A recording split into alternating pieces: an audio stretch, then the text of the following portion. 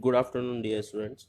This is Sandeep Filwan, Faculty of Triple Department, ISL Engineering College. Welcome back to online BW classes of revision session 3. So, in the last class, we covered revision of Unit 2. There, single phase AC circuits we covered, important derivations we covered, important topics we discussed. Okay, along with that, we completed 2 quiz tests also. Still, some students have not written quiz 2. Again, some students have missed the quiz test. So I'm telling you, quiz tests are very, very important. Not only quiz, all whatever we are asking you to do in this lockdown period, everything is important. I'm telling you, all will results in marks, internal marks. So please don't think that array at the end everything will be solved. They will give the marks. Not like that. Now the case is different. You have to do whatever the work is assigned to you by the faculty. Please take it, consider it as seriously. Do this. It's must and should. If you do, you'll get the benefit. Otherwise, you only have to face the problems. So yesterday I sent the link for the. Just I sent you one more message. Seminars, topics, details I have sent. So each topic has been given to some set of the students. So what you have to do, you have to prepare yourself on that topic.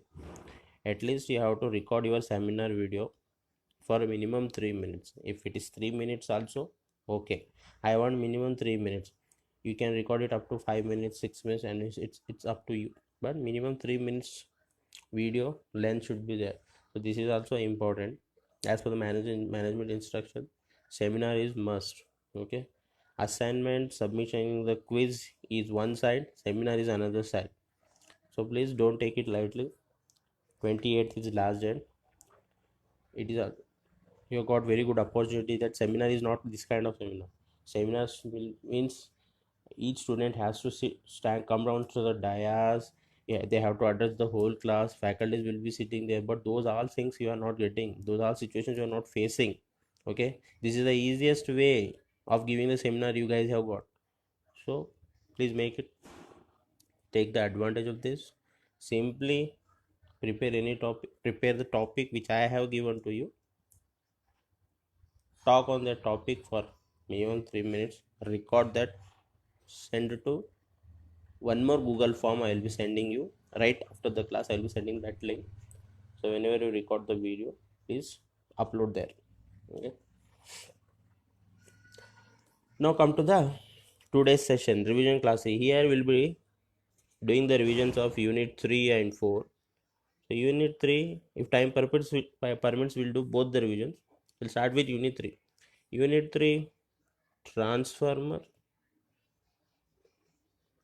and induction motor, 3 phase induction motor. Unit 3 consists of transformer and 3 phase induction motors, right?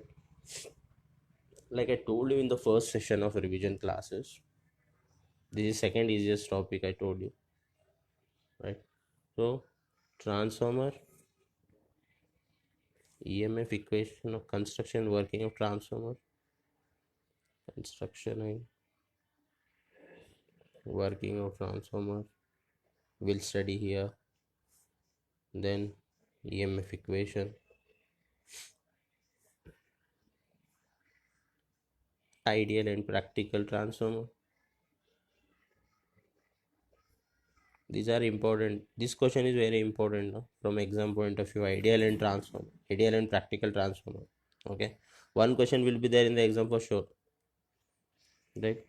We have two cases in practical transformers. One on no load, another one is on load. Okay, then you have problems.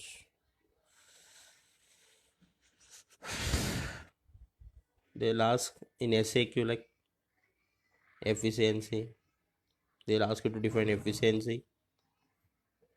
Then he'll tell you mention the losses. So like this they'll ask in the SAQs, mention the losses, what is the efficiency of transformer, or write the EMF equation. Construction and working is LAQ. Ideal practical they will ask in LAQ. Problems they will ask in LAQ. SAQ definitions, efficiency they will ask. What are the different types of losses we get in transformer they will ask. If they divide this, characteristics of ideal they will ask in SAQ. So like this they will ask in the exams from this topic. So transformer, and again in transformer some more SAQs are there, like Faraday's laws they will ask you. Faraday's laws. Then they'll ask definitions. Statically induced EMF, statically induced EMF, dynamically induced EMF. Okay. So these definitions they will ask in SAQs. So all those we'll see here one by one. Okay. Not in deep, but in.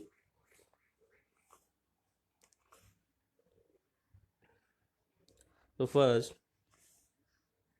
Faraday's law, how many laws are there you already know. There are two Faraday's laws. First law, second law.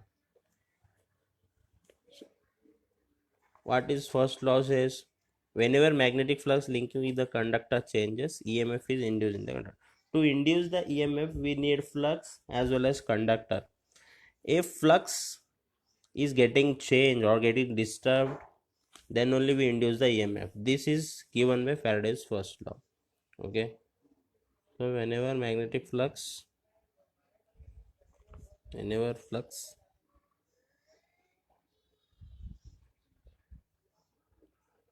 linking the conductor changes, EMF induces. This is your first law. Second law, in the first law we are inducing the EMF, but in the second law how much EMF we are inducing, that is covered. So the amount of EMF induced, here you need to only remember the laws and you have to write in the exam if they ask. The amount of EMF induced is directly proportional to rate of change of flux linkages. Okay, it means the amount of EMF or the quantity of EMF which induces in the conductor, that depends upon rate of change of flux. If more amount of flux cutting by the conductor is taking place, more amount of EMF can be induced in the conductor. It means if cutting of the flux is more or change of the flux is more, amount of EMF also induced is more. Okay, hence quantity of the EMF depends upon the flux, how much flux is getting changed. If we combine both the laws, mathematically we can express that as E is equal to minus N into d5 by dt. This is how we express mathematically Faraday's laws. Using these two laws, this amount of EMF will be inducing in the circuit. So mathematical expression of Faraday's laws, where E is induced voltage, E is induced voltage, d5 by dt is rate of change of flux, rate of change of flux. Then next, N is number of turns, right? Then minus sign here indicates that whatever the EMF we are induced in the circuit, in which direction it is flowing, that is given by negative sign. So induced voltage or induced EMF opposes the supply voltage, opposes the supply voltage.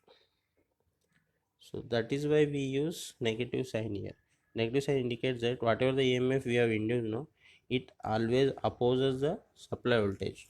So that is given by Lenz's law. So here let us understand this more with the help of one small diagram. So here assume that we have considered one coil. This is coil which is having n number of turns. Okay, so to this coil, if we pass alternating voltage, alternating current flows across this. Once alternating current or AC current flows across the coil, what happens? It produces the flux around it. Now, according to Faraday's laws, what Faraday's laws written here? Whenever any flux linking with the conductor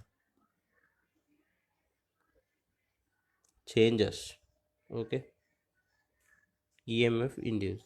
So we have passed the current to this coil. This is called as coil conductor. When we pass alternating current to this coil, it produces the flux, and this flux is also, this flux is not constant because we are passing alternating current. So whatever the flux this coil is produced, it is also keeps on changing every instant. As current changes, flux produced by this coil also gets changed. So this change of flux links with this conductor. So according to the Faraday's law, what happens? EMF will, according to the Faraday's law, EMF will induce in this conductor. Now next is how much EMF is inducing. Whether 1 volt is inducing, 2 volt is inducing, 10 volt is inducing. That is given by second law. What is second law saying? Amount of EMF induced is directly proportional to rate of change of flux. It means how much amount of flux is changing. Okay, that is depend upon how much amount of current we are flowing. If we flow more number of current, more amount of flux gets changed. If more amount of flux gets changed, more amount of EMF will induce.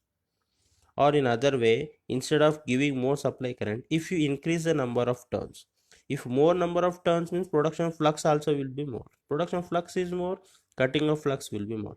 Cutting of flux will be more, production of EMF will be more. So that is given by second law.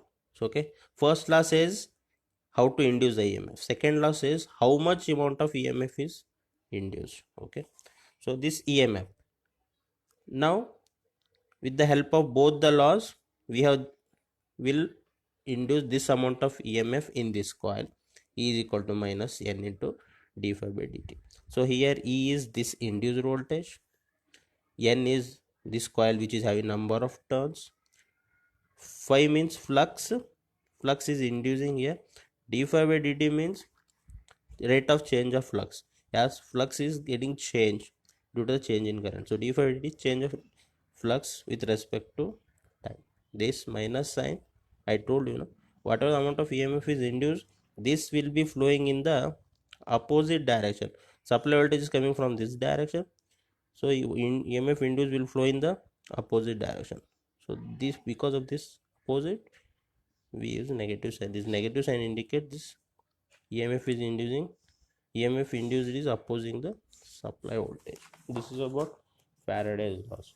So you already know that to induce the EMF in any coil or to generate the electricity, we need three things. Three things are very very important. One is conductor, second one is flux, third one is relative motion, right? But here without relative motion we have generated the EMF. You can have this doubt, sir, you told that to induce the EMF we need these things, but without relative motion means this has to rotate with respect to this, or this has to rotate with respect to this. There should be movement between these two. Anyone should rotate or both should rotate. That is called relative motion. But here without this relative motion we are inducing. You can have the dot. But here main important thing for the EMF to induce along with these three is flux change. Flux has to change. Ultimately at the end our aim is to make the flux to change, or cutting of the flux should happen. Okay, so convenient way is this relative motion will make this to rotate, and when these two interact this gets changed, or when we make this to rotate, interaction of these two, this will change. But here in transformer is the only device where change of flux is not through relative motion. Change of flux is through change of current. Because of change of current here, because of alternating current, we are making the flux to change. So hence we are inducing the EMF. So that kind of EMF is called statically induced EMF. Before that you should know that change of flux in electrical machines takes place in two ways. One is static, another one is dynamic. Static and dynamic. Static means static kind of EMF induces only in transformer. This is the only device where we generate EMF using statically. Remaining all devices generate the EMF using dynamic flux only. Motor, generator, induction motor. In all other devices, whatever the EMF is inducing, they all are dynamic nature. Here, let us understand more what is static and what is dynamic. So, as you see in transformer, nothing is moving, no rotating parts will be there in transformer. But we are changing the flux. That is with respect to AC current, because current will be changing. That change current produces the change of flux. Static means we need these two things, we need these three things. You leave this, these two things are must. Along with these two, main thing is that flux has to change. With the help of these two we have to change the flux. So see here,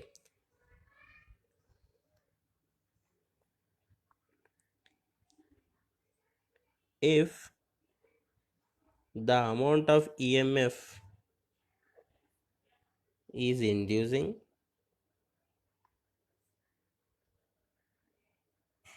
without physical movement of coil and conductor, that EMF is called as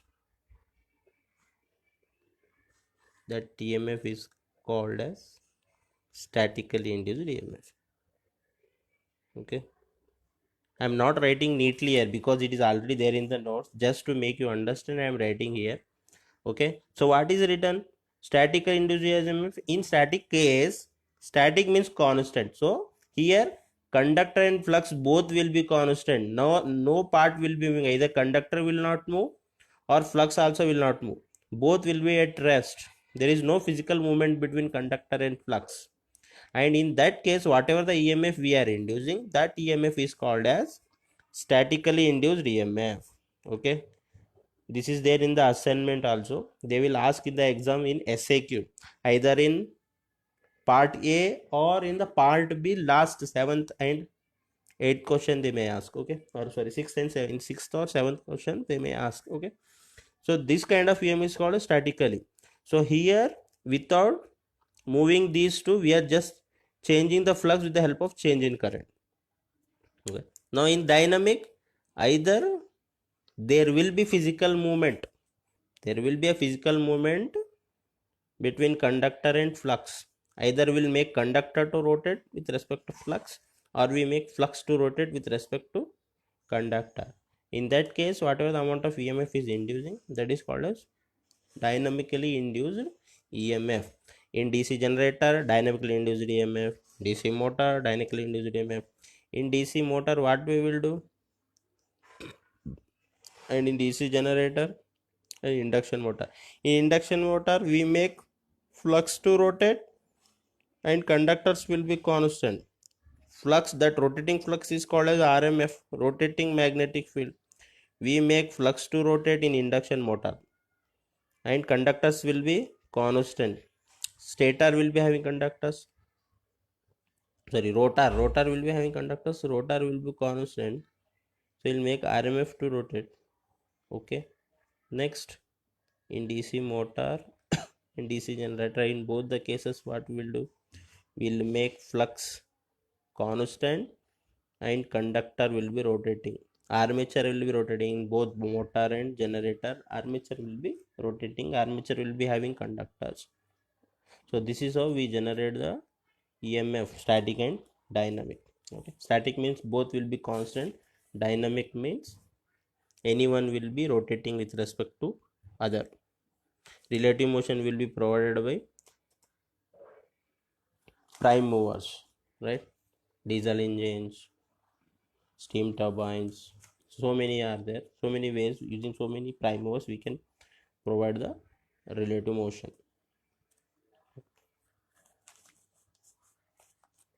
Next, transformer. You already know what is transformer. Transformer is a device which converts, which transfers electrical AC current from one source to another source. So you are getting the electricity to your home, it is possible with the help of transformer only. So from the generating station to your home, if electricity is coming in, that is with the help of transformer. It transfers the current from one point to another. Okay, so this is transformer.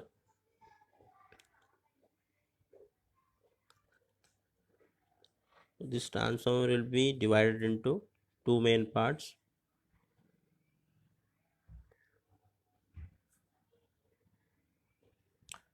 Core and transformer is divided into two main parts, core and windings. This is the construction of transformer. Here we will give input voltage V1, nothing but input voltage. V2 is output voltage, which we take across the secondary. Once we apply supply voltage, primary current flows across this. This primary current produces the flux in this coil, and that flux, using this core as a media, it goes to secondary winding and it links here with the secondary winding. Once it links with the secondary winding, EMF E2 induces in the secondary winding. As this circuit is closed, we have closed the secondary winding, we have connected the load. I2 current flows across this. If we connect whatever the load we connect across this current will flows through. If you have connected fan, this fan starts rotating. If you have connected tube light, the tube light starts glowing. So like whatever the load you connect across this, it start working. So this is how we make the transformer to work.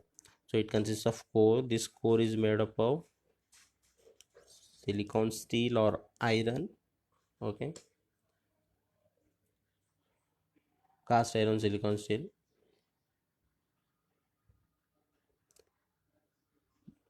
It is used to conduct the magnetic flux, so it is made up of magnetic material.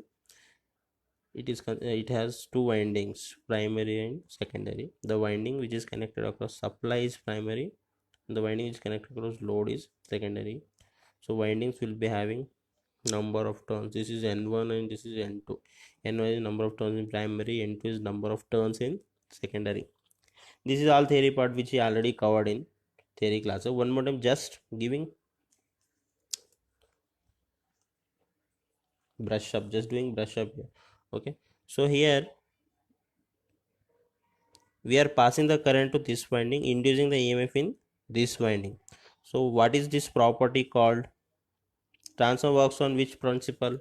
What is the working principle of transformer? Can anyone tell me what is the working principle of transformer? hmm? What is the working principle of transformer? Can anyone comment here? hmm? Working principle of transformer. One time, two time, three time you guys studied now. hmm? I told you in the class one time, studied for mid exams, second time, written assignment, that is third time, fourth time also I am teaching here. Tell me what is the name of working principle of transformer? Yes, mutual inductance. Exactly. It means you guys are studying in home. Good. Okay. Mutual induction. What mutual induction says? The property. Mutual induction says that it's a property where we need minimum two coils, and we pass a current in one coil, means EMF will be inducing in another coil. So based on that working principle, this transformer works. We are passing current here, EMF is inducing here. Okay, those all are you already know, so no need to tell one more time. This is revision class. Try to keep it simple. If revision is also difficult, you guys will not study anything because you lose your confidence, right? Next, EMF equation of transformer. EMF equation of transformer. So this derivation is also important. You'll ask for 2 marks or 3 marks. If he has asked for 2 marks, means it is in part A, SAQ. If for 3 marks it is asking, means it is in part B, either in 6th question or 7th question. Like this they will ask. Okay, this is how you have to plan. If this question is asking, means what is the possibility of question number, where they will ask, you only analyze. If you prepare well for the exams, means you'll be analyzing. You also can analyze on your own. So to generate the EMF, what are the various quantities responsible in the transformer? Okay, the various quantities which are responsible to produce the EMF are N1, N2. Okay, then what is the next quantity? N1 is important, N2 is important. Next,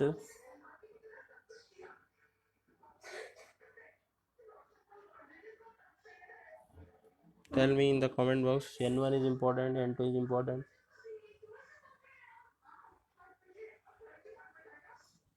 Next, flux, E1, E2. So these are the various quantities which are responsible for producing the EMF in transformer. So let us derive this in a simple way. See, this is N1 number of turns in primary, this is number of turns in secondary. This phi is amount of flux which produces. Then E1 is RMS value of primary EMF, RMS value of secondary EMF. Okay. See here, consider a sinusoidal wave as what we are doing. So here in the transformer, which current we are passing? Alternating current, right? So as we are passing alternating current, whatever the flux produced is also in alternating nature. And alternating anything, any quantity which is in alternating nature can be represented with which waveform? Sinusoidal waveform, right? So we are passing the sinusoidal current and we are producing the flux. We are passing the sinusoidal current, we are producing the flux. So whatever the flux we are producing, that also will be in sinusoidal nature. So hence let us consider sinusoidal flux waveform. So here this is 0, this is pi, this is 2 pi, this is omega t time period, and this is flux. So at this point you are getting maximum flux in the waveform. As current is sinusoidal, flux produced also sinusoidal, flux produced also sinusoidal in nature. That is why we have considered this waveform. With the help of this waveform we'll derive the EMF equation. So from here to here, t is equal to 1 by f. Okay, this is the time period we require to complete one cycle, and here t is equal to 1 by 2f. Okay. And here from here to here 1 divided by 4f. This is the amount of time period we require to complete the cycle. One complete cycle 1 by f. Half cycle 2f. Further half cycle in half cycle 4f.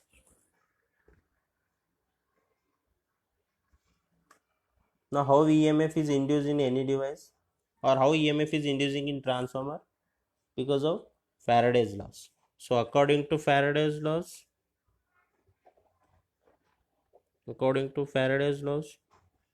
we have to understand, and if you write it will be very easy. No need to mug up. After writing the sinusoidal waveform, how we are inducing the EMF in transformer? According to Faraday's laws,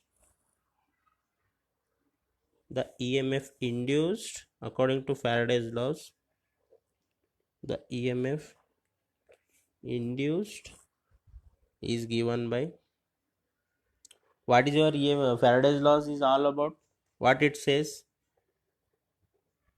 Average EMF induced is equal to rate of change of flux. Rate of change of flux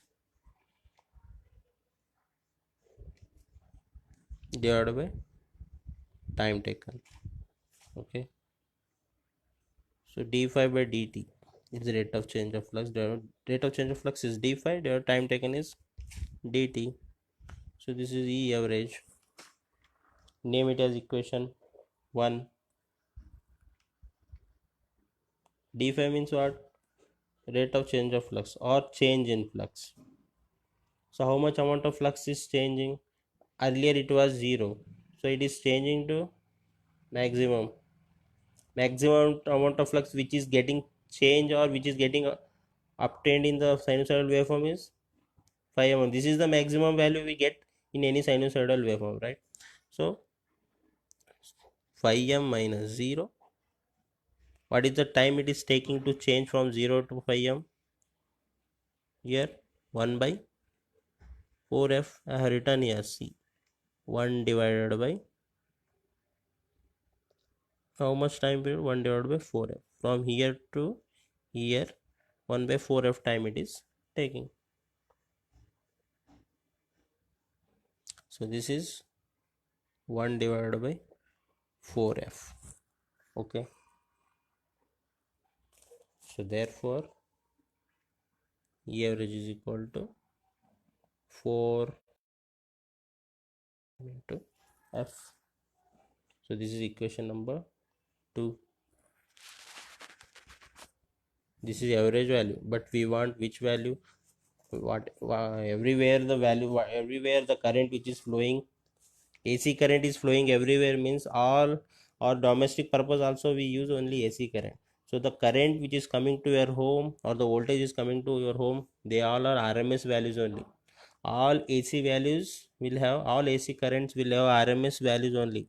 Okay, so everywhere we use RMS values of AC current. So it is average value, we need RMS value. How to convert this average value into RMS value? You know one relation. What is it? We know that form factor is equal to, what? RMS value divided by average value. And form factor is equal to, what is the value? Form factor constant value. What is the constant value of form factor? 1.11. Therefore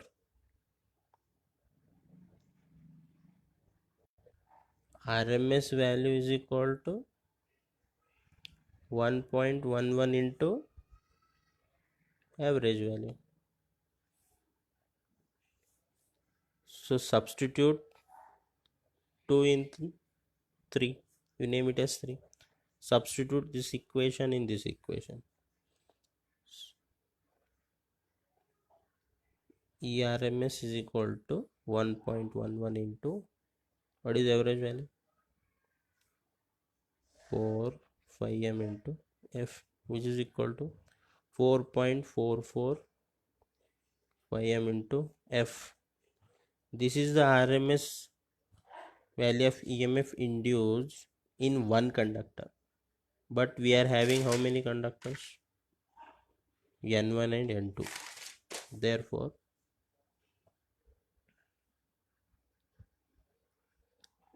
E1 is equal to 4.44 5m into F into N1. This is in primary. E2 is equal to 4.44 5m F into N2. This is in secondary. Okay, so this is the EMF equation. Then next, ideal transformer. So what is ideal transformer? A transformer is said to be ideal transformer if it satisfies these following conditions. What are those following conditions? No leakage of flux, no losses, then high permeability,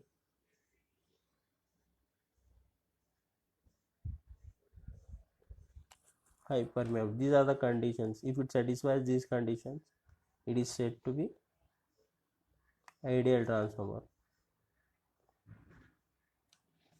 One more,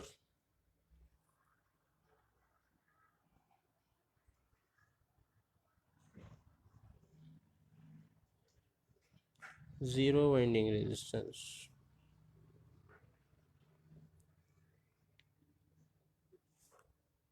If the transformer satisfies the following 4 conditions, then only it is called as ideal transformer. They may ask, mention the characteristics of ideal transformer. Then you have to write no leakage of flux, no losses, high permeability of the core, zero winding resistances. Or write about ideal transformer also they will ask. In those cases, you have to write this only. Okay. If there are no losses, no winding resistances, permeability of core is high. If more permeability means more amount of flux produced. Okay.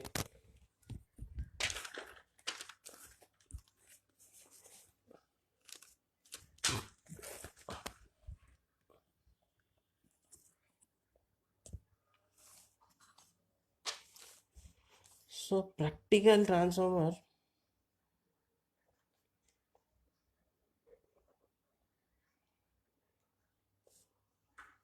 Practical transformer is which the transformer which we use actually, okay, in the market, the transformer which we use actually in the market. Ideal means planning or design, practical means utilization. So there is difference, there will be always difference between planning and utilization. We plan something, planning is always perfect, but when it comes to utilization, when it comes to use in practical, there will be different, there will be deviations obviously because of the real conditions which we face while using. So we said that in ideal, no loss will be there, no leakage flux will be there, permeability will be high, zero winding and so on. But in practical case, they all exist in the transformer, right? There will be losses, there will be winding resistance, permeability of core will be low or will be damaged as we keep on using, and there will be winding resistance. So practical transformer we can study in two cases. One is in on no load. If the practical transformer is on no load, what happens to, what are the changes exist, that we'll see. For that, draw the diagram of no load of the transformer.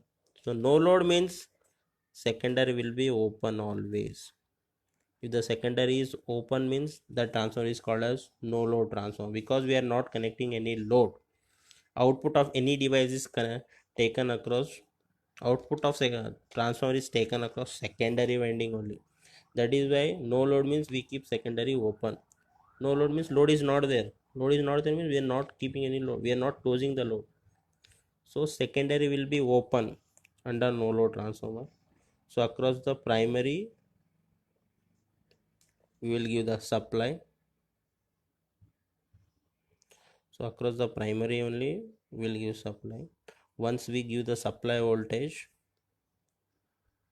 I node current, this I node current means no load current flows across the primary winding only. So this primary winding produces the flux here in the primary. In no load case, I2 will be 0 always. Okay, it will be open, hence no current flows across the secondary. Then when we give the input supply across primary, I0 current flows in the primary winding only. This I0 current produces the flux in the transformer, and along with this, because of this flux, while this flux flowing in the core, this core is also having some amount of property of conducting the current. So here also some amount of flux leaks, taking air as media, some amount of flux leaks here. So due to that leakage of flux, it will be touching this conductor. Here also some amount of EMF induces. So some amount of current also gets lost here. Leakage of flux, due to leakage of flux, some amount of current induced. So this current is also leakage current. So leakage of flux also takes place in leakage of current. So this I node gets divided into two currents. One is IC, another one is IMU.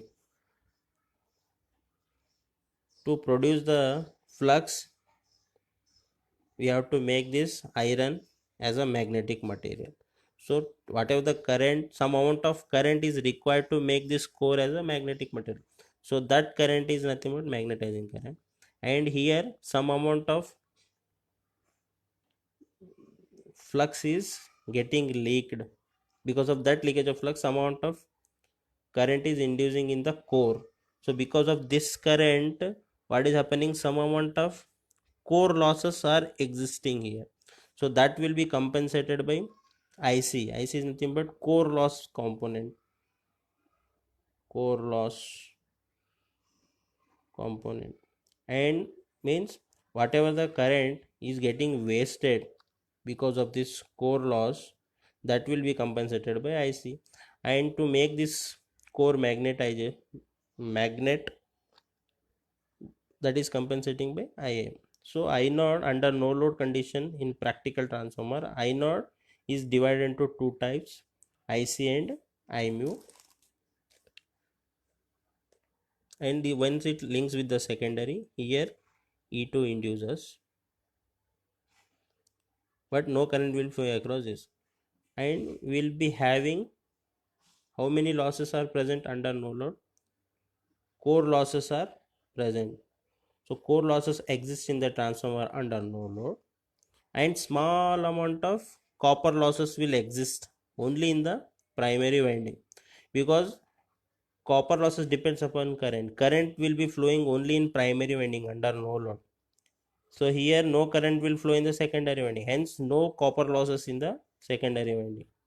Only iron losses or core losses will exist or will take place under no load conditions, and small amount of copper losses. Why small means only under no load condition only small amount of current will flow in the transformer.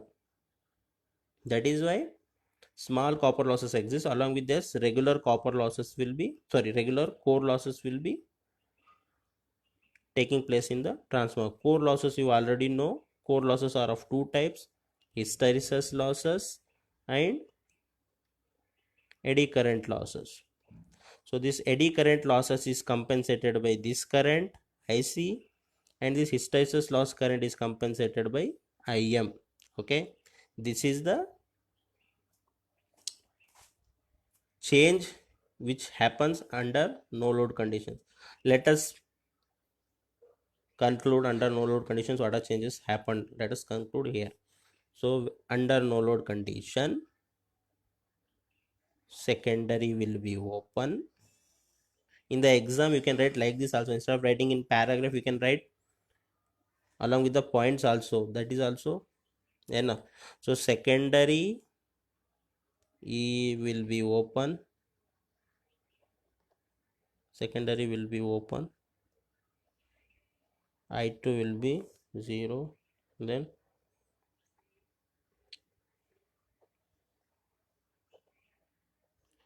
I0 flows across primary. I0 flows across primary.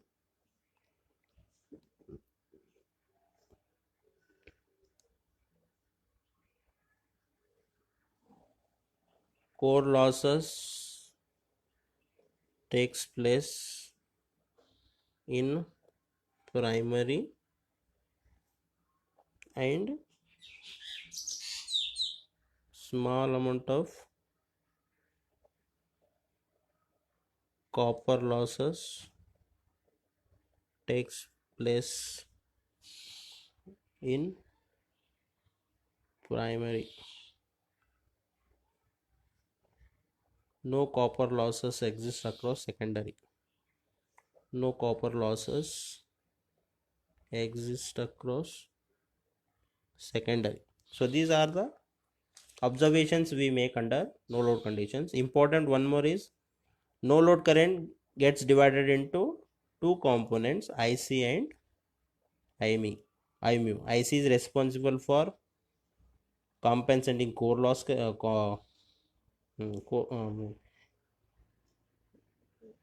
eddy current losses. IMU current compensates the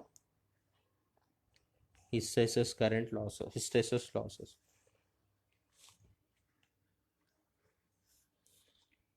Then how to draw phasor diagram? Drawing the phasor diagram is very important in ideal in practical transformers. When they ask in the exam, write a short note on practical transformer on no load or load. Whenever they ask, phasor diagram is very important. So phasor diagram, what happens here? What is constant in transformer? Flux. So always flux will be taken on x-axis. So what is responsible for producing the flux? Which current? I mu. So I will come along the axis of flux and along the direction of flux. So after flux produced, what happens?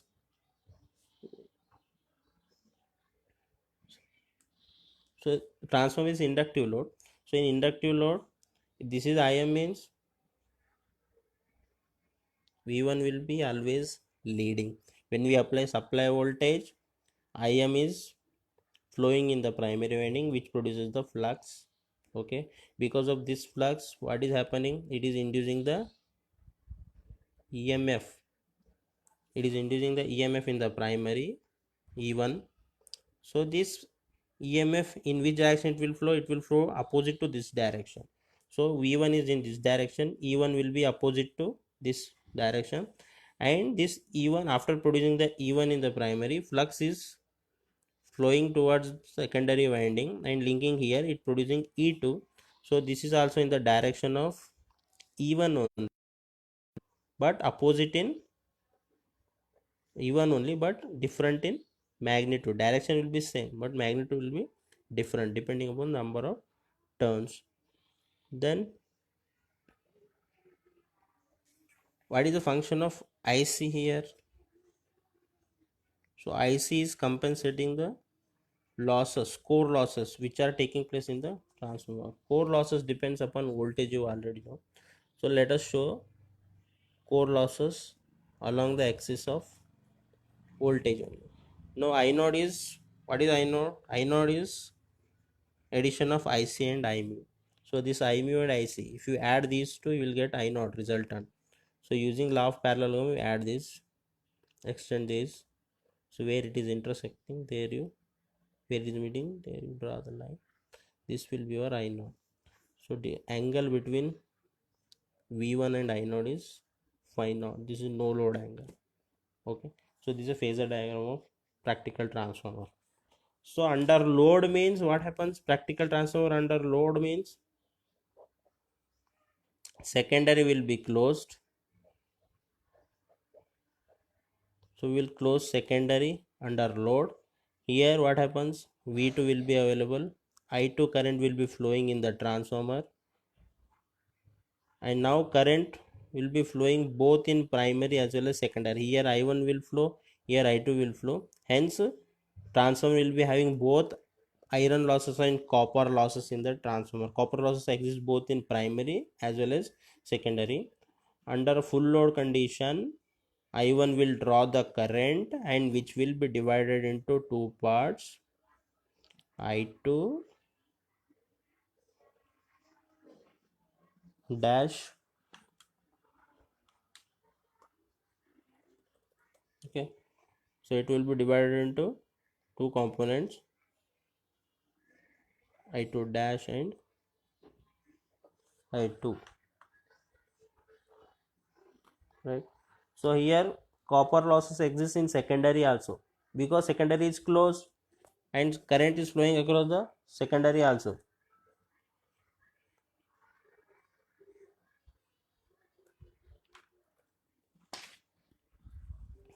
right?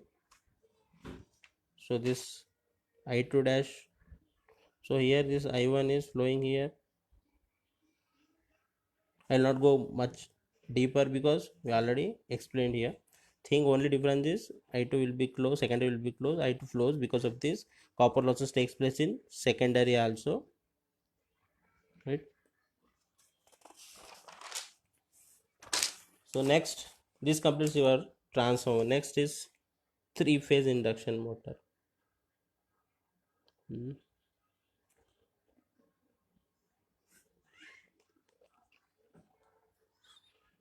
So along with these questions, they will ask one more, ratios of transformer: voltage ratio and current ratio. This you already know. Voltage ratio and current ratio. Voltage ratio means V1 V2 by V1, or V1 by V2 is equal to N1 by N2 is equal to I2 by N1 by N2 is equal to K. Current ratio means V1 by V2 N1 by N2 is equal to I2 by I1 is equal to K. So these are ratios. Three-phase induction motor. So induction motor, the motor which runs on three-phase supply, three-phase induction motor. It is AC device. It is also called as AC motor. It is most popularly used in industries, okay, because of its so many properties. What are those properties? It is having good power factor. Main advantage is It is self starting. It does not require any starters to start the machine. It is self starting. As soon as you give the supply switch on, it starts. You might have observed this in the lab. Power factor improvement using static capacitor, you might have seen there, where we don't use any starters. The moment you switch on, motor starts rotating. Okay, these are the advantage. Then it is having AC motor. It works on AC because everywhere we generate AC, everywhere is available electricity is also AC. This is also one more advantage. Power factor will be good. Okay, then its construction is very strong, rigid body. Its construction is very rigid from safety point of view. So these all are the advantages. Because of these advantages, three-phase induction motors are more widely used in the industry or in the market, you can say. Okay, I already told you, in the induction motor, whatever the amount of EMF induced is dynamically induced EMF. The amount of EMF induced is dynamic nature. So dynamic means either conductor will be rotating or flux will be rotating. So here we will be rotating flux. What is the working principle of induction motor? Three-phase induction motor works on the principle of RMF, right? So this is the working principle of three-phase induction motor. RMF means what? Rotating magnetic field. So rotating magnetic field we will create by giving the supply. And once we create the magnetic field, we'll design the device in such a way that it should rotate. Whatever the magnetic field is created, that should be rotating. In such a way we design the induction motor. In such a way we make the arrangements in the induction motor. How we make those arrangements? See here. So here three phase we are using. Three phase means how to generate three phase electricity? Single phase, using single coil will generate single phase supply. But to generate three phase, what we will be doing? How to generate three phase electricity? You already know. To generate three phase, we will be using three conductors. We will be using three conductors or three phases. All those will be kept at 120-degree phase shift, like this. 120 degree, 120 degree, 120 degree. All these are conductors. Okay, so all these three conductors, for more clarity I'll draw one more here.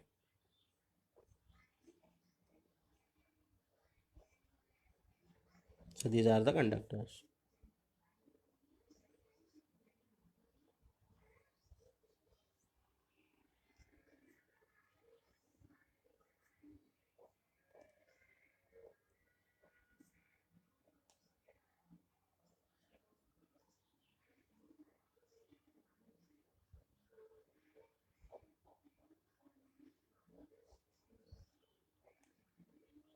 Okay, like this we'll keep the conductors.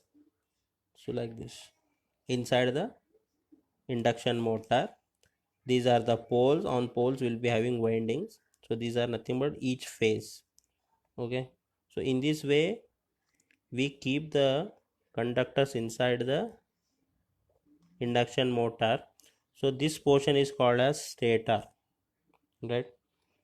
So from here we'll take windings.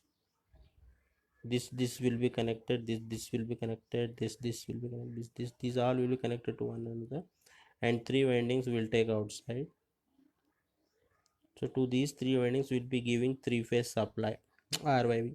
Once we pass the supply to these windings, these poles becomes electromagnet and they produces the flux. This produce flux, this all the phases will produces the flux, and the resultant of these all flux will be in rotating inside the machine.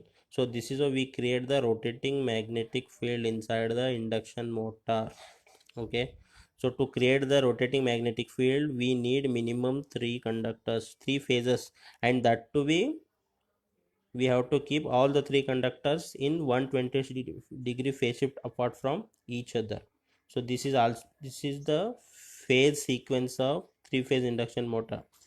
They will ask, I may ask in the quiz also, Today evening at 7 o'clock again you have third quiz that will be on.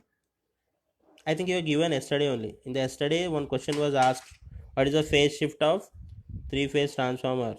So there it is, 120-degree option was there. So this is the question they may ask in exams also. Okay, right? What is the phase sequence of three phase induction motor? This is the phase sequence, the R Y B. In this way also you can draw. This is R Y B. In Viva they ask in lab. This is R phase, or you can say phi R. This is phi Y. This is phi B. Okay, all three will be kept at 120-degree phase shift. So like this we generate the RMF inside the induction motor. To generate the RMF we need three phases, all should be kept at 120-degree phase shift from each other, and we give the supply to that three phase and it produces the flux. After the flux produced by all the phases will be in rotating nature. That we proved using derivation also in the regular class. Okay, that I will not do one more time here. This is how we create the RMF. That RMF again inside this will be having rotor conductors will be there. Inside this will be having rotor, because three phase induction motor, construction of induction motor is divided into two parts. Construction is, one is stator, another one is rotor. These are the parts of, two main parts of induction motor. Stator, we give input to stator, input supply to stator, and it will produce RMF. Rotor will be having conductors made of copper. Okay, when this rotating magnetic flux will be rotating inside, while rotating this, so this is how it will be. So this is rotor, inside this is stator, inside this stator will be keeping rotor. So this rotor will be having conductors. So this stator will be inside the stator, RMF will be, flux will be rotating like this. So while rotating, when this flux come in contact with these rotor conductors, what happens? These rotor conductors will cut this flux, rotating flux. Once this rotating flux is cut by this conductor, what happens? EMF will induce inside these rotor, because they are used for current carrying conductor. They are made up of copper, so they carry the current. So EMF will be induced in this rotor. What happens? Once EMF is induced in this rotor conductors, these rotor conductors also produces the flux, because you already know current carrying conductor also produces its own flux. So now there exists two fluxes, one flux produced by this stator, another flux produced by this rotor. Now interaction of these two fluxes takes place, this produced by this and this, interaction of these two fluxes takes place. So due to the interaction of these two fluxes, what happens? One new force will generate inside the machine, that is called as torque. So this torque makes this rotor to rotate. No, torque means rotational force. Okay, so as torque develops, this torque makes this rotor conductor rotate, and rotor will be connected on the, mounted on the shaft. Inside this will be having shaft. Okay, so rotor will be mounted on the shaft and will be connecting output across the shaft only. The load will connect across the shaft. So whatever the load is connected on the shaft, this also starts rotating. This is how we get the rotational output in three phase induction motor.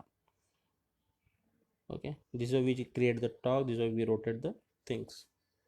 So in simple way, three phase induction motor is rotating transformer. In the transformer we give supply to primary, take the output across secondary. So here we give supply to stator, we take the output across the rotor.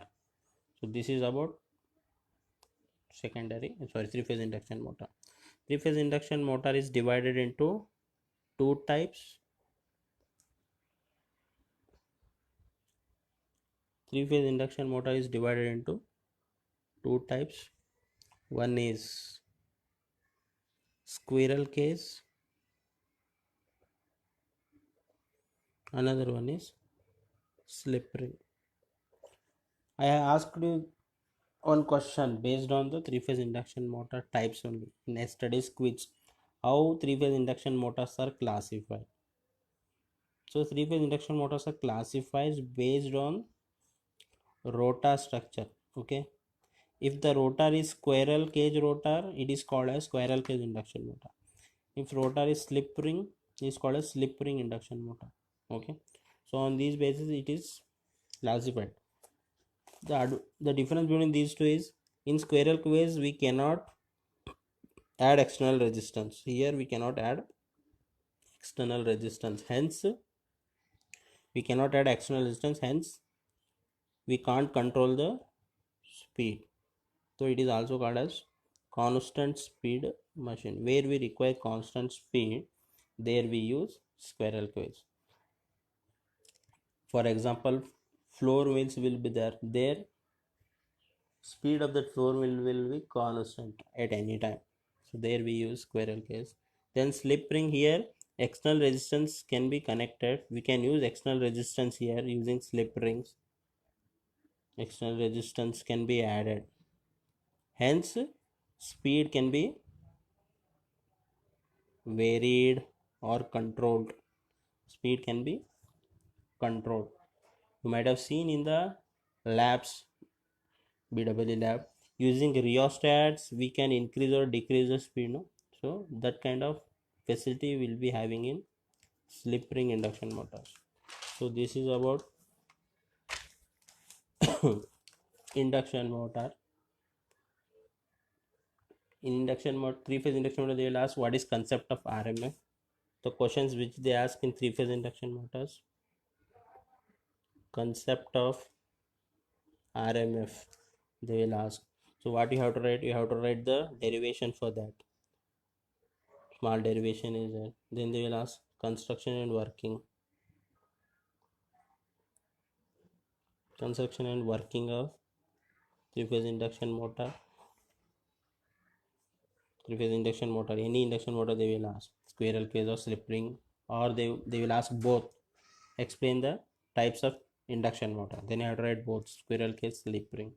Then they will ask applications. In SAQs they will ask applications of induction motor, they will ask.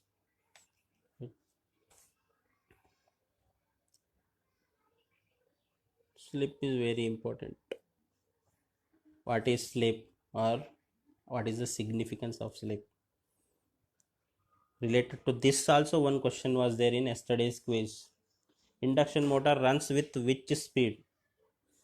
Okay, there I given rotor speed, synchronous speed, stator speed, and slip speed. Correct answer is slip, because I already explained you. Here rotor starts rotating, along with this is RMF. RMF will be rotating, inside the machine. Because of this RMF, rotor also starts rotating once torque is produced. So this also rotates. In which direction it rotates, that depends upon RMF direction. Because in any device, if any change is happening, means the resultant field or resultant force always flows in the direction of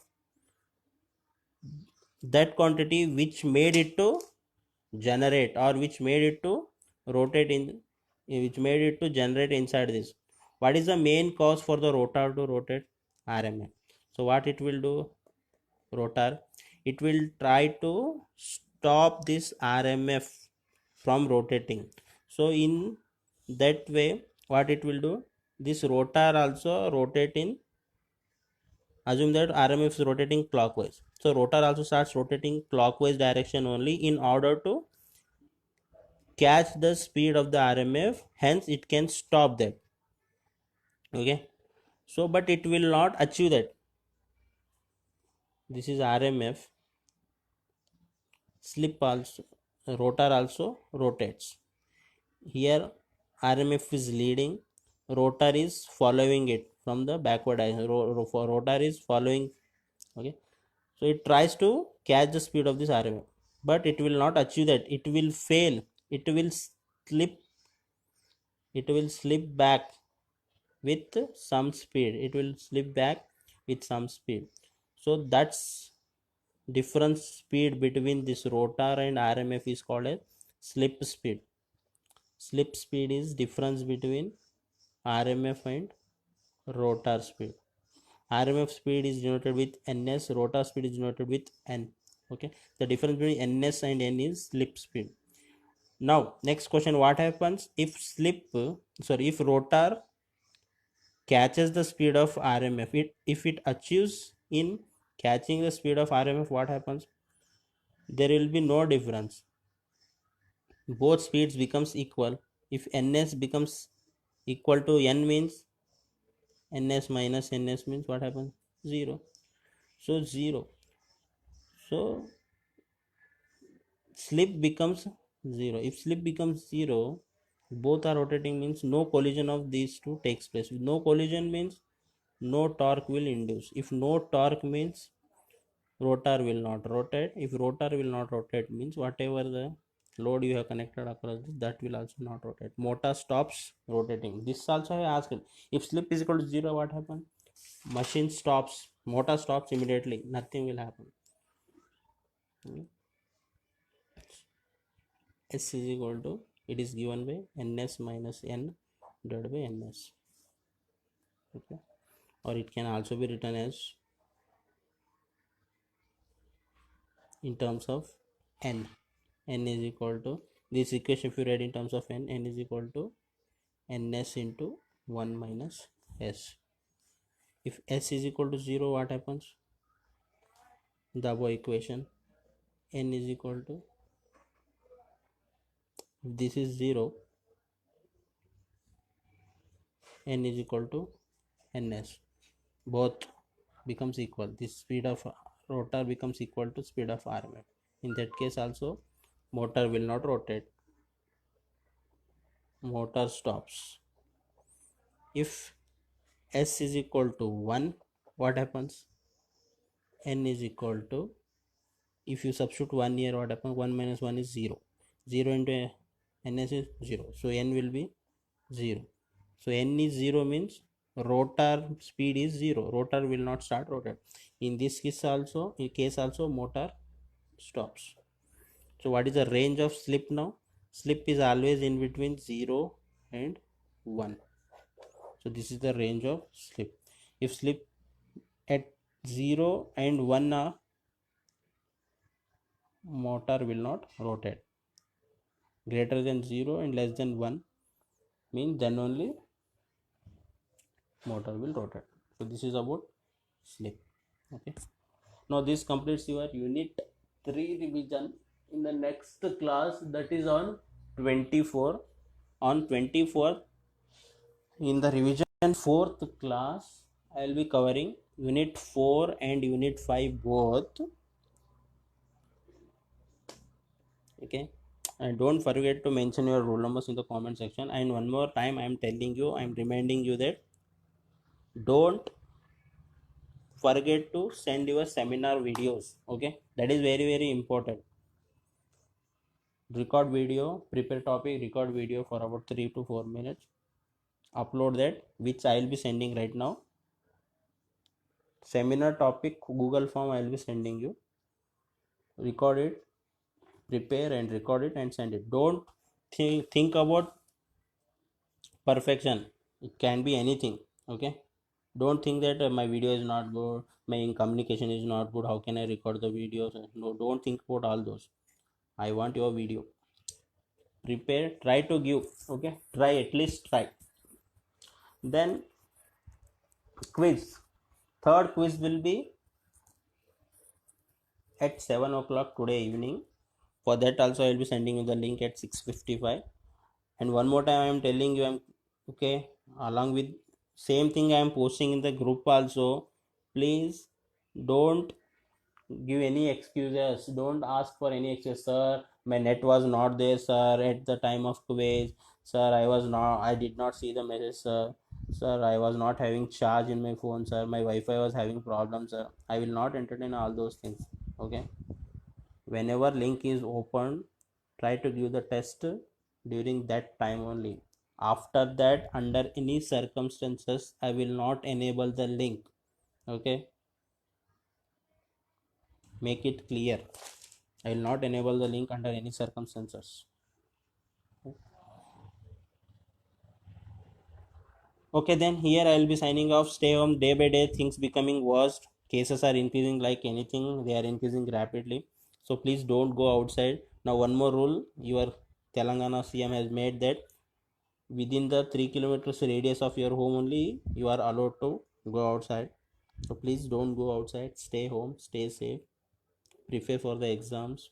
You don't know what happens after the lockdown is lifted. Anything can happen immediately. They can keep the exams or they will give the time. It is dynamic, it is unconditional, anything can happen. So please be prepared all the time.